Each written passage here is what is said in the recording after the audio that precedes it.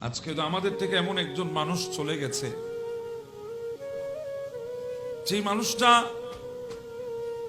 দুনিয়ার বুকে যখন বেঁচে ছিল, আমি বলবো কেউ ওনাকে চেনে নাই, কেউ ওনার সম্পর্কে জানতো না ভালো করে, দূর থেকে অনেক মন্তব্য করত।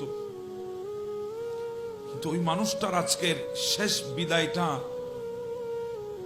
সমস্ত মানুষের জবাব তিনি দিয়ে চলে গেছেন।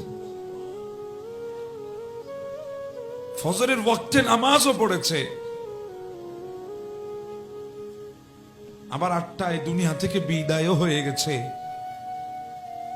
দুনিয়া থেকে যাচ্ছেন, আখেরি নামাজটা আপন পীর ও মুর্শিদের পেছনে আদায় করেছে। দুনিয়া থেকে যাচ্ছেন, আপন পীর ও মুর্শিদের হাতে আখেরি বার পানি পান করে নিয়েছেন।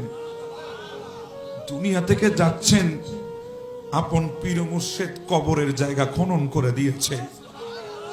দুনিয়া থেকে যাচ্ছেন, আপন পীর ও মুর্শিদ জানাজার ইমামতি করে মুনাজাতে নিজেও কেঁদেছেন, হাজার জনকেও কাঁদিয়েছেন।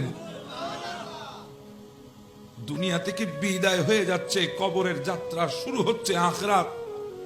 সেই আখিরাতের যাত্রা শুরু করছে পীর ও মুর্শিদের হাত দিয়ে। মনে হচ্ছে পীর ও মুর্শিদ আলে রসুল পীরে বাঙ্গাল সাবেক শাহ হুজুর কেবলা নায়েবে সদর মহসিন সাহেবকে বিদায় দিচ্ছেন।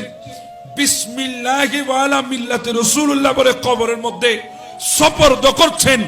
রাসূলের আওলাদ সুপর্দ করছে মুরিদকে, আর রাসূল আওলাদের হাত থেকে গোলামকে রিসিভ করতেছেন। একজন মানুষের জন্য এর চাইতে আর কি লাগে?